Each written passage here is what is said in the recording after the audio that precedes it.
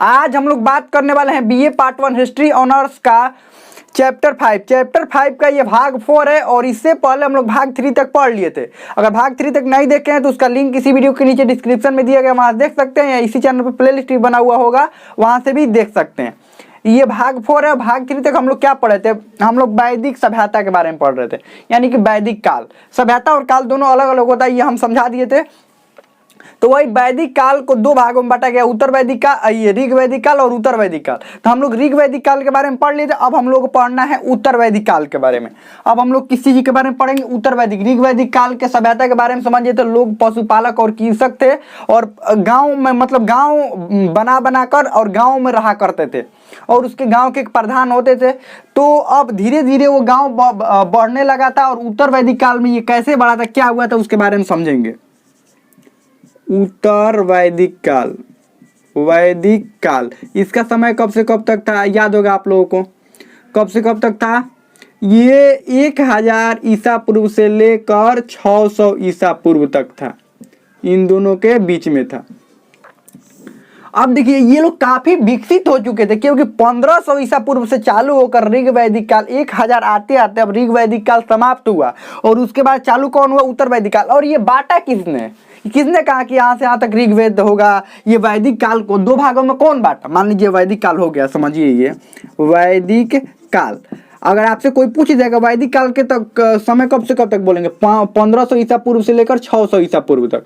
और इसको दो भागों में बांटा गया है, ऋग वैदिक काल, ऋग वैदिक काल, ऋग वैदिक काल, और एक है उत्तर वैदिक काल, उत्तर वैदिक काल।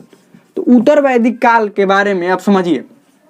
उत्तर वैदिक काल, इसको दो भागों में बांट दिया गया था। ऋग वैदिक काल कब से कब कहा गया? 1500 से लेकर 1000 ईसा पूर्व तक कहा गया। और उसके बाद उत्तर वैदिक काल कब से कब तक कहा गया? ये 1000 से लेकर 600 ईसा पूर्व के बीच ये कहा गया कि इनके बीच ये रहेगा। तो ये किसने बांटा, किसने कहा कि ये ऋग वैदिक? क्या उसी समय के लोगों ने कहा कि हाँ हम ऋग वैदिक काल के लोग हैं, यहाँ से यहाँ तक, और यहाँ से यहाँ तक उत्तर वैदिक काल के लोग हैं? नहीं, ये हम लोगों ने बांटा अपने सुविधा के अनुसार। हम लोगों ने कहा कि देखिए यहाँ से अब वैदिक काल चालू हो रहा है और यहाँ आते आते वैदिक काल खत्म हो जाएगा और महाजनपद चालू हो जाएगा। तो हम लोगों ने अपने सुविधा के अनुसार समझ लिया कि ऋग वैदिक काल, जिस काल के दौरान ऋग्वेद की रचना हुई और जहां तक ये चला उसको ऋग वैदिक काल कहते हैं। और उसके बाद जब ऋग्वेद के अलावा बाकी और 3 वेदों की जहां रचना होने लगी, जहां से रचना की शुरुआत अब होने लगी, उस काल को उत्तर वैदिक काल हम लोगों ने नाम दे दिया था। यहाँ से ये बाकी 3 वेदों की रचना की शुरुआत होने लगी, तब हम लोग नाम दे दिया उसको उत्तर वैदिक काल। ठीक है, तो अब हम लोग उत्तर वैदिक काल के बारे में समझते हैं। ये लोग भी काफी अब विकसित हो चुके थे और धीरे धीरे और ज्यादा विकसित हो रहे थे ये। और विकसित होने के क्रम में अब यहाँ पर क्या था? उत्तर वैदिक काल में ये लोग क्या थे कि दर्शन के क्षेत्र में, धर्म के क्षेत्र में, कार्य के क्षेत्र में, कृषि के क्षेत्र में, पशुपालन के क्षेत्र में, हर चीज में ये आगे बढ़ रहे थे। यानी कि ये इनका ऊंचाई पर पहुंचने वाला दौर था। हर चीज में ये उत्कृष्ट होते जा रहे थे, ध्यान रखिएगा,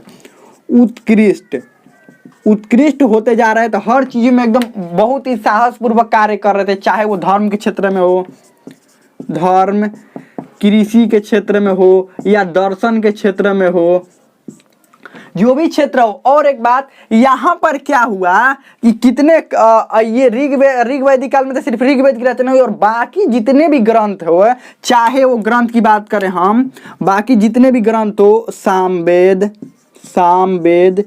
यजुर्वेद, सामवेद, यजुर्वेद और अथर्ववेद, यजुर्वेद और उसके बाद अथर्ववेद,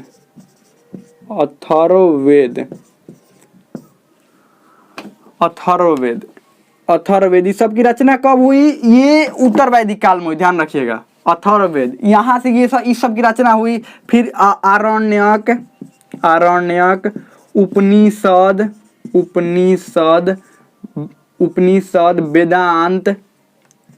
वेदांत, ये सब की रचना यहाँ पर होने लगी। ध्यान रखिएगा, ये जितने भी बाकी सब ग्रंथ है सबकी रचना इसी काल में हुई।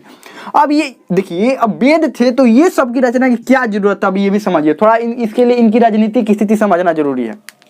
अब क्या हुआ, इनके समाज में पहले ऋग वैदिक काल में क्या था 4 गो वर्ण थे, ब्राह्मण, क्षत्रिय, वैश्य और शूद्र। ये 4 वर्णों में विभाजित था समाज ऋग वैदिक काल में। तो वहां पर क्या था, वहां पर ये था कि आप जो काम कर रहे हैं ना उस वर्ण में सम्मिलित हो जाएंगे, उसमें कोई दिक्कत नहीं। एक घर में 4 वर्ण के लोग भी रह सकते थे। लेकिन यहाँ पर क्या हुआ, धीरे धीरे ये वर्ण व्यवस्था कठोर होने लगी और साथ में ही यज्ञ जो उस समय करवाए जाते थे, अब ये यज्ञ लंबा चलने लगा। अब ये यज्ञ जो था युद्ध के लिए भी ये यज्ञ किया जाने लगा। देखिए, और ये यज्ञ काफी महंगा होने लगा। अब जिसके कारण जो राजा होते थे, जो गांवों के राजा, बड़े राजा बनने लगे, वो सिर्फ राजा ही इस यज्ञ को करवा सकते, समझ लीजिए ऐसा हो गया था। तो आपको पता है कि किसी के भी बारे में जानना हो तो 4 चीजें जान लेनी चाहिए। उसकी राजनीतिक स्थिति, धार्मिक स्थिति, यानी कि राजनीतिक जीवन, धार्मिक जीवन और राजनीतिक जीवन, धार्मिक जीवन, सामाजिक जीवन। ये जान लेने के बाद, राजनीतिक जान लिए उसके बारे में, समाज के बारे में जान लिए, उसके धार्मिक जीवन के बारे में जान लिए और उसके आर्थिक जीवन के बारे में अगर ये समझ लिए तो सब कुछ उसके बाद उसके बारे में क्लियर हो जाएगा। चलिए इसके बारे में हम सामाजिक जीवन के बारे में थोड़ा समझते हैं। ये वही लोग थे, बदले नहीं थे, ये उसी पीढ़ी के लोग थे, ऋग वैदिक काल के जो लोग थे। लेकिन आगे बढ़ते बढ़ते ये कठोरता आने लगी थी सब में। देखिए कैसे, इसके थोड़ा सामाजिक जीवन के बारे में बात कर लेते हैं। सामाजिक जीवन, अब ये बात बताइए हमको सामाजिक जीवन के बारे में, क्या इनका जो समाज है वो पितृसत्तात्मक होगा कि मातृ सत्तात्मक? कौन सा सत्तात्मक होगा? ये भी पितृसत्तात्मक थे। क्या थे? पितृसत्तात्मक, ध्यान रखिएगा।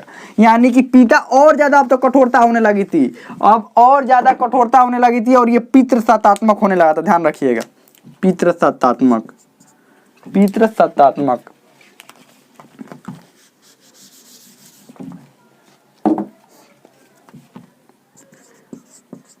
पितृसत्तात्मक होने लगा था ये समाज। ये समाज पहले से पितृसत्तात्मक ही था। पीछे ऋग्वेद में पितृसत्तात्मक यानी पिता का ही शासन सब कुछ चलता था। तो समाज में तो पितृसत्तात्मक था ही। अब वर्ण व्यवस्थाओं में जैसे हम आपको बताए थे कि 4 वर्ण व्यवस्था था। इसमें कितना वर्ण व्यवस्था था?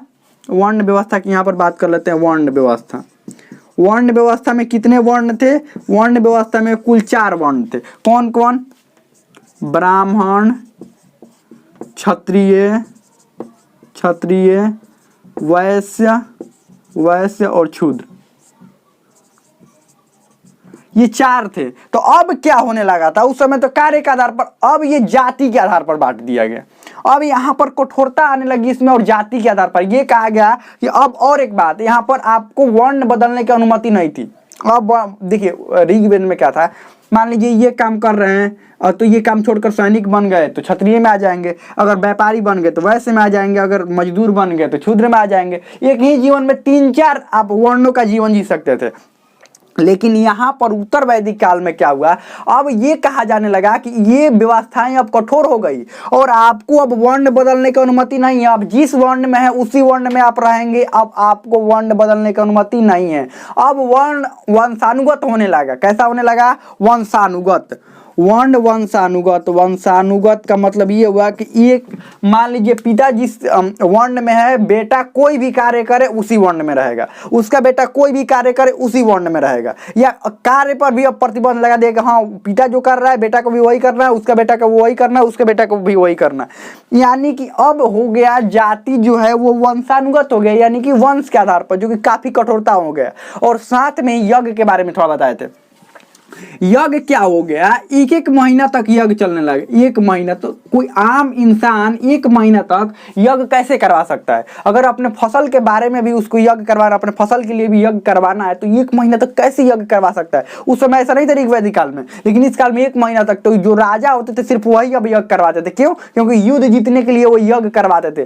काफी खर्चीला होने लगा यज्ञ और यहाँ पर पुरोहित की महत्व बढ़ गया। अब यज्ञ का महत्व बढ़ेगा तो पुरोहित का तो महत्व अपने आप बढ़ जाएगा। तो यहाँ पर पुरोहित का महत्व बढ़ गया, ध्यान रखिएगा, पुरोहित का महत्व बढ़ गया। और साथ में पुरोहित के महत्व बढ़ने के कारण अब क्या हुआ, आम लोगों से यज्ञ काफी अब दूर होने लगा और लोगों के बीच में, ये जातियों के बीच में, ये वर्णों के बीच में अब मतभेद होने लगा। अब ऊंच नीच की भावना आने लगी इनके बीच में कि हम ऊंचे हैं तो हम नीचे हैं, तो ये तो ऐसे ही करके अब इन सभी जातियों के बीच में काफी दूरियां बढ़ने लगी। पहले दूरी नहीं थी, अब वंश के आधार पर हो गया, तब दूरी बढ़ने लगी। और दूरी बढ़ने के बाद क्या हुआ, ये आपस में ही इन लोगों के बीच में ऐसा मतभेद उत्पन्न हो गया कि ये ऊंचा है, ये नीचा है। अब देखिए कैसे कोई ऊंचा और कोई नीचा कैसे हो सकता है? ईश्वर सबको समान बनाया है। जब ईश्वर किसी को बनाने में भेद नहीं किए तो हम कैसे भेद कर सकते हैं? ईश्वर की बनाई गई बातों को अगर हम भेद करें तो उनकी बातों को तो हम गलत कर रहे हैं ना। अगर उन्होंने जब सबको समान बनाया है तो सबको समान होना चाहिए। हम कैसे भेद कर सकते हैं कि ये ऊंचा है, ये नीचा है, ये ऐसे है, ये वैसे है? ईश्वर सबको समान बनाते हैं। लेकिन यहाँ पर क्या हुआ, भेदभाव होने लगा, ये ऐसे होने लगा कि ये ऊंचा है, ये नीचे, जातियों में भेद होने लगा। और साथ में ही यही कारण था कि आरण्यक की रचना हुई। आरण्यक कौन लोग अब ये होते थे, अब जो यज्ञ नहीं करवा सकते थे तपस्या करने के लिए वो जंगलों को निकलने लगे। और जंगल, आरण्य मतलब जंगल होता है, वहीं पर ग्रंथ की रचना हुई जिसको आरण्य कहते हैं। और यही आम लोगों के पहुंच से ये नजदीक होने लगा आरण्य। फिर उपनिषदों की रचना हुई। ये वेद काफी लंबे होने लगे थे, यज्ञ काफी लंबा, तो उपनिषदों की फिर रचना हुई। तो यही करके ऐसे ही सबकी रचना होने लगी धीरे धीरे। और लोगों के बीच का आपसी जो मतभेद है वो काफी अधिक बढ़ने लगा। साथ में ही अब क्या हो गया, ये 4 आश्रमों में जो जीवन है, आम इंसान का जीवन 4 आश्रमों में बांट दिया गया। 4 आश्रम, आप कहेंगे 4 आश्रम, इसके मतलब नहीं समझ में आता। 4 आश्रम यानी एक आदमी जीवन में 4 तरह का अपना जीवन जिएगा। 4 तरह के जीवन कैसे जिएगा, अब इसको भी थोड़ा समझ लेते हैं।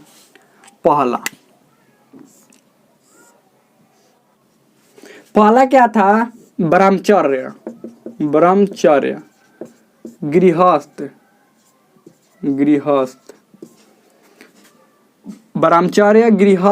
उसके बाद वानप्रस्थ, और उसके बाद सन्यास।